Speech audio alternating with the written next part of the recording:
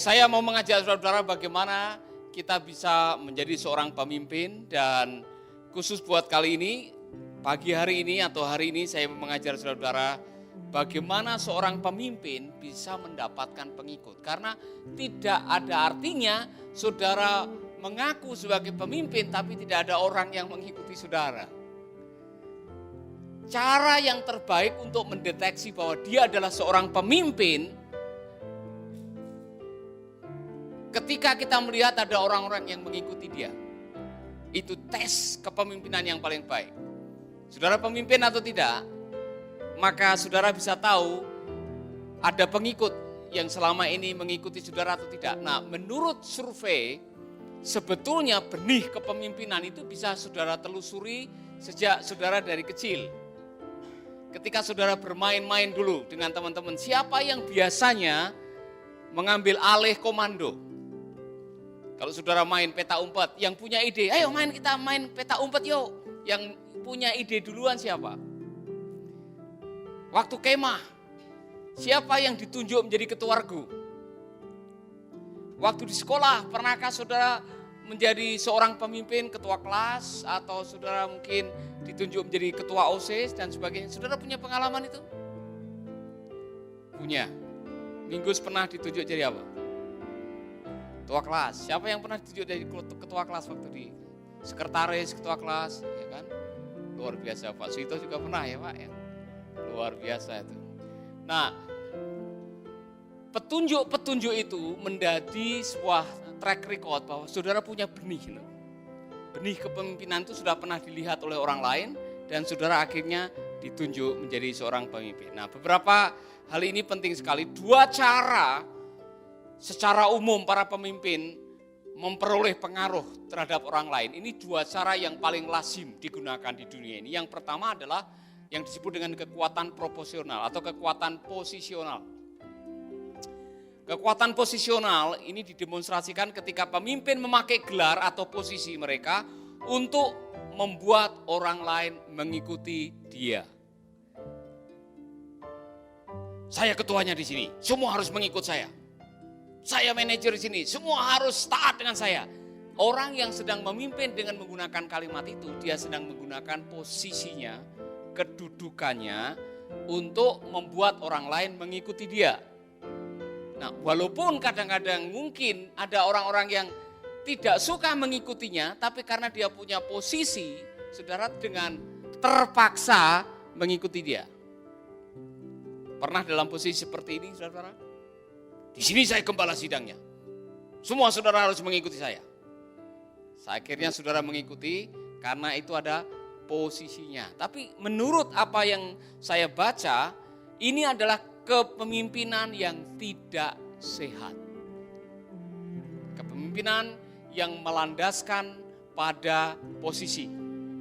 Nah, kalau saudara mengejar-ngejar posisi, mengejar-ngejar kedudukan, tapi tidak punya potensi untuk memimpin, saudara malah akan melukai orang-orang yang akan saudara pimpin. Dan ini sering terjadi dalam organisasi, saudara. Ada orang yang begitu berambisi untuk menjadi seorang pemimpin, padahal kita semua tahu dia bukan seorang pemimpin. Saudara pernah ketemu seperti ini? Pernah melihat seperti ini?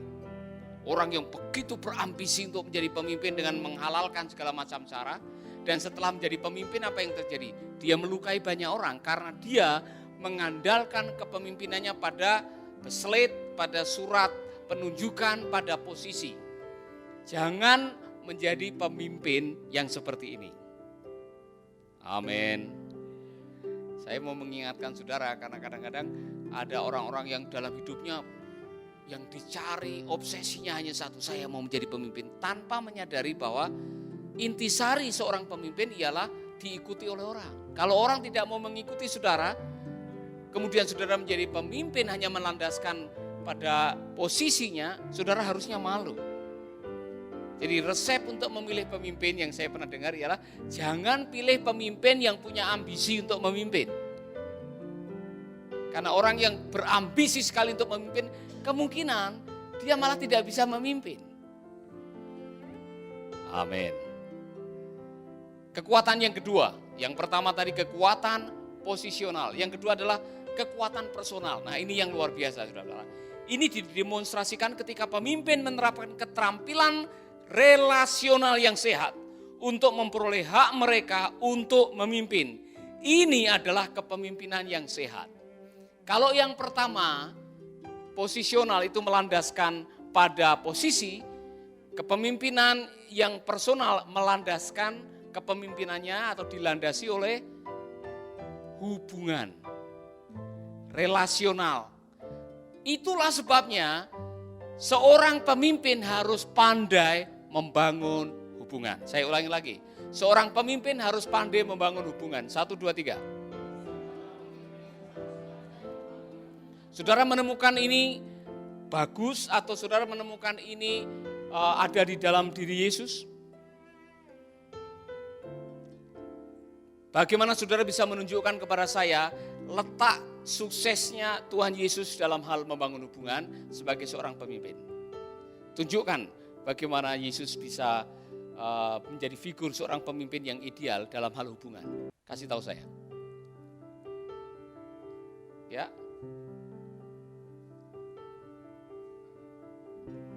Membasuh kaki para murid. Dia suka melayani.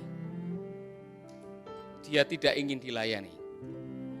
Ini beda sekali antara pemimpin yang melandaskan dirinya atau melandaskan kepemimpinannya pada posisi, dia ingin dilayani, semua yang lain harus melayaninya. Di sini saya pemimpinnya. Tapi kepemimpinan yang didasarkan atas relasi adalah kepemimpinan yang dilandasi atas ingin melayani sesamanya. Amin. Dan ini adalah kepemimpinan yang sehat. Dan ini yang seharusnya nanti di dalam diri saudara yang mau melayani harus bertumbuh. Bagaimana mendapatkan rasa hormat dari orang lain? Kan tadi kepemimpinan yang berdasarkan pada personal, pada hubungan, pada kepribadian seseorang itu didasarkan atas rasa hormat. Oleh karena itu ada beberapa hal yang penting di sini. Sadarilah ada beberapa pertanyaan yang diam-diam ditanyakan setiap pengikut kepada seorang pemimpin. Pertanyaan ini akan ada di dalam diri orang yang mengikuti saudara. Yang saudara mungkin tidak pernah mendengar, tapi inilah yang akan mereka pertanyakan. Apakah aku mempercayai Anda? Pertanyaan pertama ialah, untuk seorang pemimpin, saya ini dapat dipercaya atau tidak? Karena pertanyaan pengikut saya yang pertama ialah, bisakah saya mempercayai dia? Jadi landasan seorang pemimpin yang sifatnya personal tadi, yang dilandasi atas hubungan, yang pertama ialah kepercayaan. Saya bisa mempercayai Anda enggak sebagai seorang pemimpin? Kalau omongannya celap-celup, tahu celap-celup, pelin-pelan, tidak bisa dipercaya, antara apa yang diucapkan dengan yang dilakukan tidak sama, kemungkinan saudara tidak akan bisa menjadi seorang pemimpin yang baik. Karena itu menyangkut masalah kepercayaan. Amin. Yang kedua, apakah Anda dihormati oleh mereka atau tidak? Karena pertanyaan seorang pengikut adalah, apakah aku menghormati Anda? Apakah aku menghormati Anda? Orang tidak akan pernah bisa mengikuti Anda kalau dia tidak menghormati Anda. Kalau toh itu mengikut dengan terpaksa. Karena takut dengan intimidasi yang Anda berikan. Itu kalau kepemimpinan yang dilandaskan atas posisional. Saudara-saudara, ketika seorang pemimpin menggali lebih dalam, mungkin mereka akan menemukan mengapa ada lebih banyak orang yang tidak mengikuti mereka. Kenapa ada orang-orang yang tidak mengikuti Anda? Ketika orang lain menghormati Anda sebagai seorang teman, mereka mencintai Anda. Ketika orang lain menghormati Anda sebagai seorang pribadi, mereka mengagumi Anda. Dan ketika orang lain menghormati Anda sebagai pemimpin, mereka mengikuti Anda. Jadi kalau mau menjadi pemimpin yang baik, bangunlah rasa percaya diri dan rasa percaya dari orang lain dan rasa hormat. Penghargaan. Orang akan mengikuti orang yang mereka hargai. Nah, alasan mengapa banyak pemimpin tidak mendapatkan rasa hormat dari orang lain. Catat ini saudara. Mengapa pemimpin tidak mendapatkan rasa hormat dari orang lain? Yang pertama, mereka berpikir bahwa status atau gelar menjamin rasa hormat. Ini salah. Jangan pikir karena saudara dapat gelar PDT atau STH atau PhD, otomatis saudara akan dihormati. Tidak selalu. Jangan melandaskan kepemimpinan saudara atas gelar. Katakan kepada teman saudara.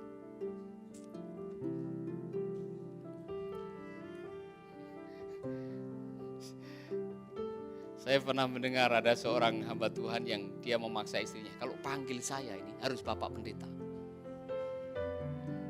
Saya ini pendetanya di sini.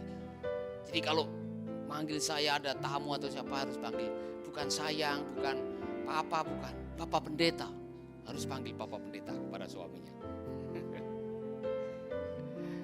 Mereka berpikir bahwa umur dan pengalaman itu menjamin rasa hormat. Ada orang yang salah berpikir karena umur saya sudah banyak, rambut sudah putih, mungkin kayak Pak Swito atau Pak Tommy sudah mulai botak. Ya, otomatis kebotakannya itu mendatangkan rasa hormat.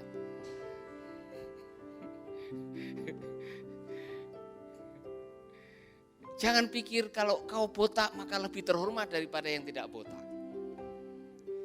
Ya. Umur tidak menjamin bahwa orang akan dihormati karena lebih banyak umurnya, lebih banyak pengalamannya. Bukan. Jadi jangan mengandalkan kepemimpinan saudara atas umur dan pengalaman. Kebutuhan mereka untuk diterima oleh orang lain lebih besar daripada kebutuhan mereka dihormati oleh orang lain. Ini juga salah, saudara. Kalau orang mengandalkan rasa hormat dari kebutuhan untuk diterima, ini salah sekali. Saudara, membangun rasa hormat di dalam kepemimpinan harus dimulai dengan ini. Tulis baik-baik. Untuk membangun rasa hormat dalam kepemimpinan, saudara harus mulai dengan ini. Hormatilah diri sendiri dan orang lain. Hormatilah diri sendiri dan orang lain. 1, 2, 3. Hukumnya begini, kalau saudara ingin dihormati, hormatilah orang lain. The golden rule. Kalau saudara ingin dihargai, hargailah orang lain. Kalau saudara ingin diperlakukan dengan baik, perlakukanlah orang itu dengan baik. Nah, saya mau mengajar saudara-saudara belajar untuk memandang orang lain sebagaimana Allah memandang mereka. Apa yang disinggung oleh Yakobus di dalam kitab Perjanjian Baru? Kelemahan gereja pada zaman itu ialah kalau ada yang datang pakai gelang emas, pakai cincin, kalau emas suruh duduk di depan. Ya kan? Yang tidak pakai apa-apa, pakai sandal jepit, bajunya robek-robek, suruh duduk di belakang. Persoalan memandang muka itu bukan sesuatu yang sepele di hadapan Tuhan. Karena dengan sangat jelas di dalam kitab Galatia dikatakan, sejak kita di dalam Kristus tidak ada Yunani, tidak ada Yahudi, tidak ada pria, tidak ada wanita, tidak ada orang terbebas, tidak ada orang yang terpenjara. Artinya semua orang kita harus pandang sebagaimana Allah memandang kita semua. Perlakukanlah mereka sama. Makanya Tuhan Yesus tidak merasa jengah waktu dia makan dengan orang yang berdosa. Waktu dia berbicara dengan seorang pelacur. Waktu dia bicara dengan seorang pemungut pajak. Dia tidak punya masalah. Karena bagi dia yang menciptakan semua manusia, dia tahu bahwa manusia di hadapan Allah itu sama. Tidak membeda-bedakan, tidak ada kelas 1, kelas 2, kelas 3. Jangan pikir saudara yang kulitnya kuning, saudara kelasnya lebih tinggi daripada yang kulitnya hitam. Ya kan? Nah, kelihatannya ini sepele saudara, tapi cara memandang orang, kalau saudara menghina orang lain, kalau saudara melecehkan orang lain dalam kepemimpinan, ini tidak akan pernah menguntungkan. Belajarlah memandang siapa saja sama di hadapan Tuhan. Sederajat. Amin. Amin. Jangan pernah merendahkan orang. Gara-gara mungkin kulit atau bentuk rambut, atau suku atau apa saja. Di hadapan Tuhan kita sama. Menghormati diri sendiri artinya apa coba? Kalau saudara menghormati diri sendiri Artinya saya memahami siapa diri saya di dalam Kristus. Saya berharga di mata Tuhan. Saya diciptakan dengan begitu indah di hadapan Tuhan. Kita semua pernah punya yang disebut dengan true lies, kebohongan yang kita anggap benar bahwa kita tidak berharga. Saya punya masalah itu, sebagian mungkin saudara punya masalah itu. Gara-gara saudara hitam, ada orang yang membullying saudara. Mungkin saudara pendek, saudara gembrot, saudara cebol, saudara krempeng, dan orang menyebut nama saudara dengan kondisi saudara. Pernah enggak? Hei peng, krempeng, mau kemana?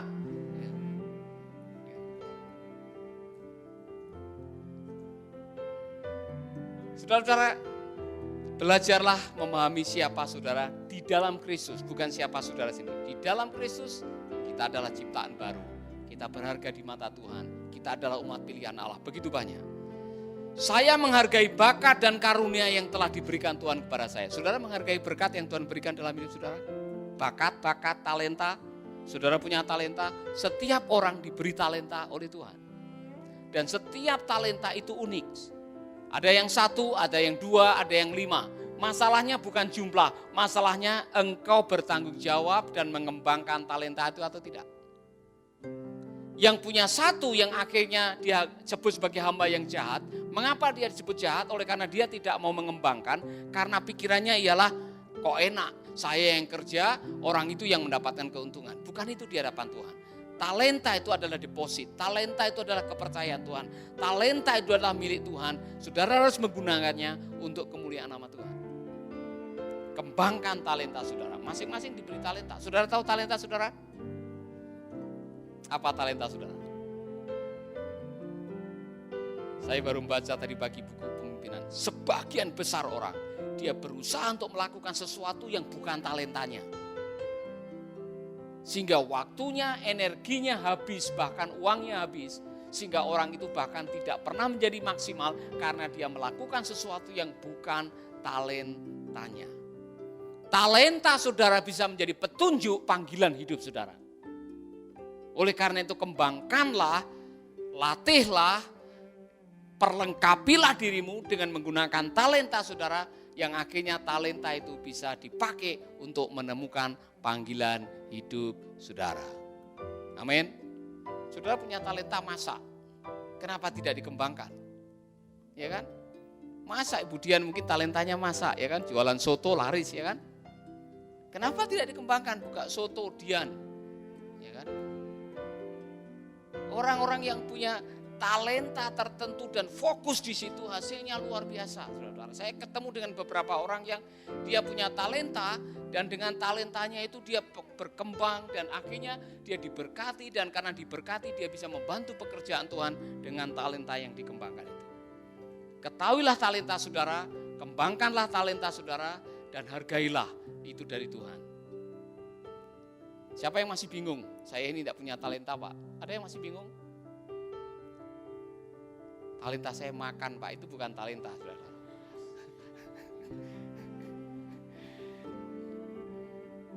Sesuatu yang Tuhan taruh di dalam diri saudara yang akan memperlengkapi saudara untuk saudara melakukan rencana Allah. Itulah talenta saudara. Masing-masing punya talenta yang berbeda-beda. Dan masing-masing harus bersyukur karena talenta itu akan dipakai Tuhan untuk menolong saudara-saudara. Amin. Kembangkanlah talenta saudara. Katakan kepada teman saudara. Investkan uang saudara, waktu saudara, pikiran saudara untuk mengembangkan talenta dan fokus di situ, dan saudara pasti akan berhasil. Saya pernah tanya Pak Ongki ke depan cita-citanya apa? Mau menjadi motivator. Dia punya talenta untuk itu. Dia punya talenta untuk bicara. Dan benar saudara, beberapa kali saya ditanya oleh beberapa bantuan, Pak saya mengundang pengkhotbah, menurut Bapak siapa yang Bapak rekomendasinya? Bilang Pak Ongki. Dan sekarang Pak Ongki diundang di banyak gereja, ya kan? Dia diberkati karena dia mengembangkan diri, khotbahnya bagus. Kembangkanlah talenta saudara. Saya masih ditanya Bapak Tuhan, siapa yang saya harus undang? Kalau saya tidak bisa, saya akan tunjuk siapa yang saya anggap dia punya talenta di situ. Berbahagialah saudara yang pernah ditunjuk. Amin. Harus punya talenta. Karena setiap orang pasti punya talenta.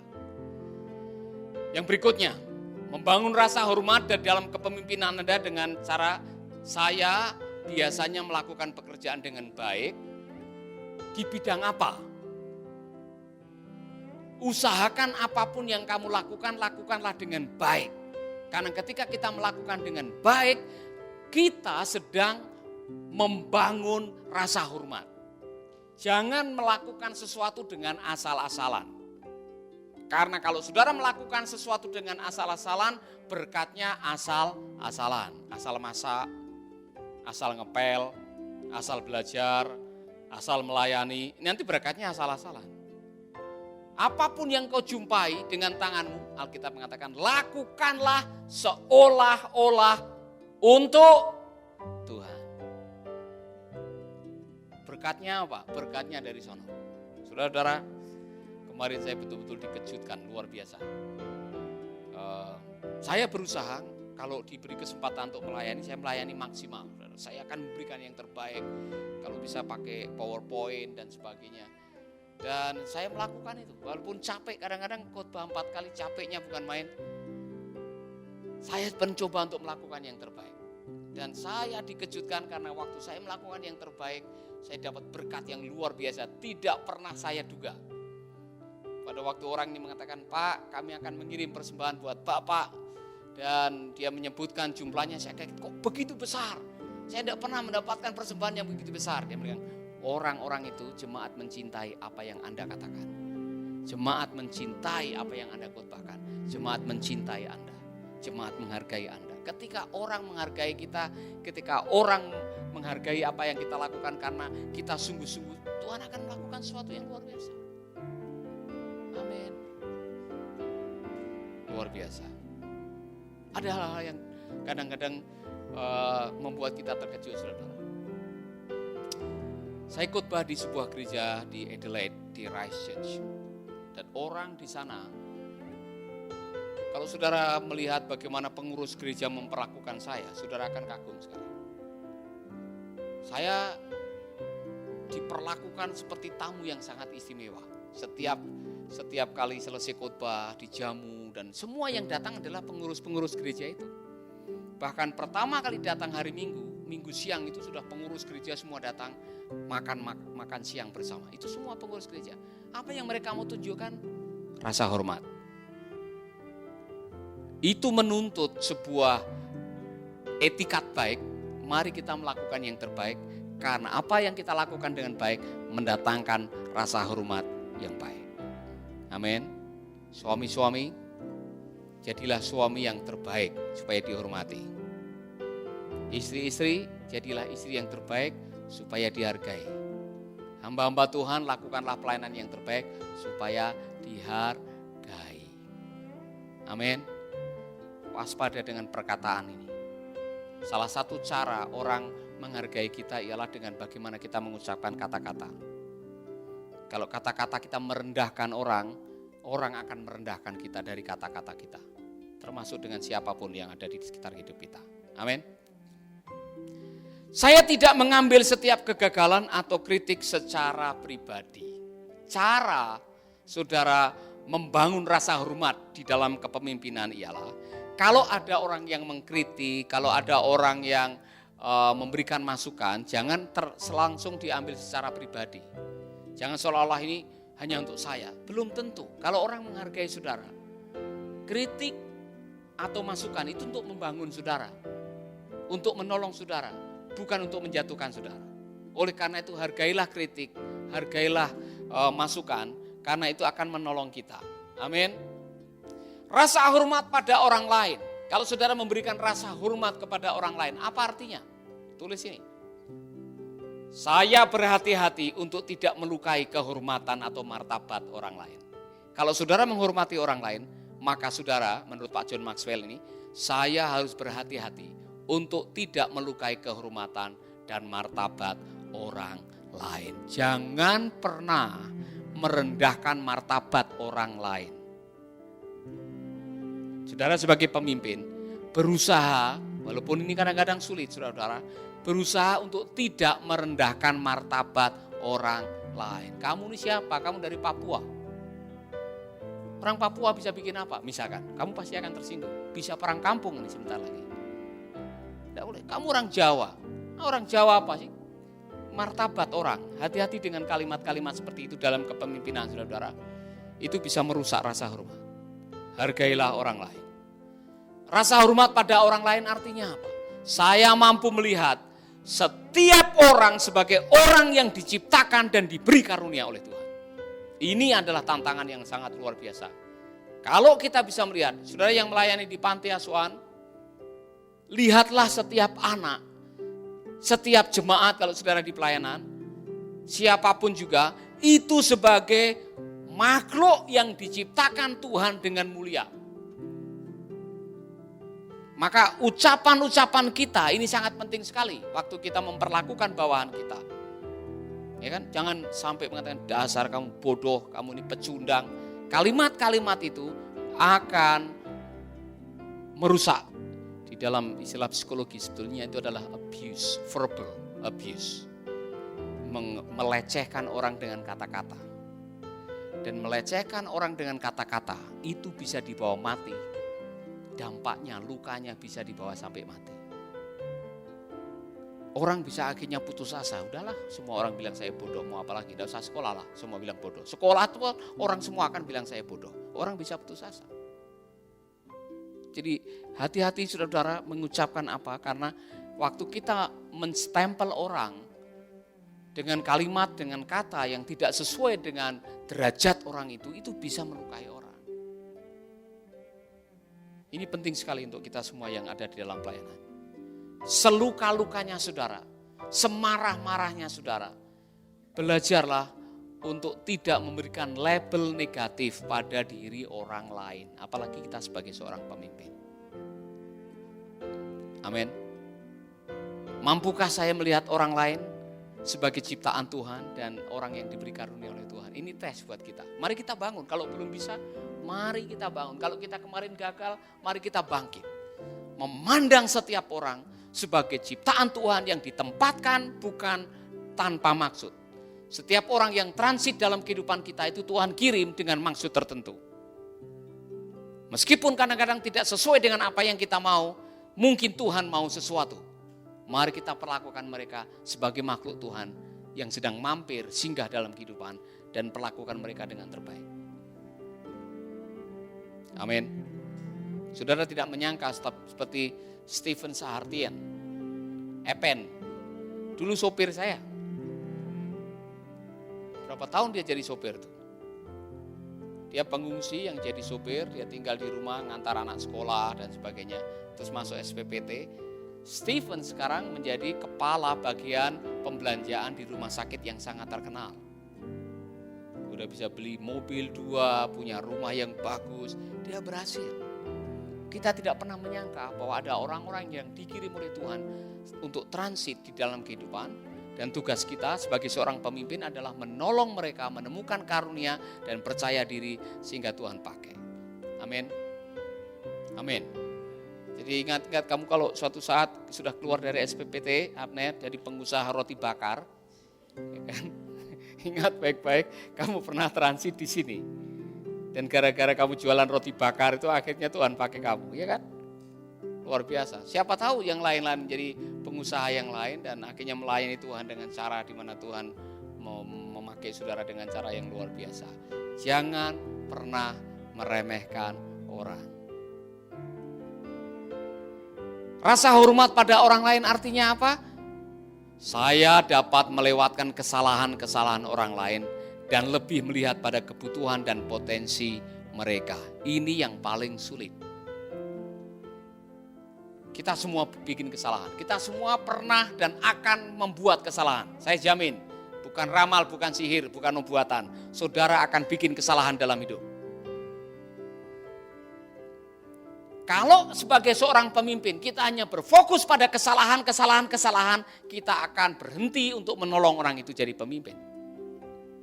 Tapi kalau kita mau melewatkan kesalahan mereka dan mau berfokus kepada kelebihan kemampuan mereka, kita akan melihat orang-orang itu suatu saat menjadi orang-orang yang luar biasa dipakai oleh Tuhan.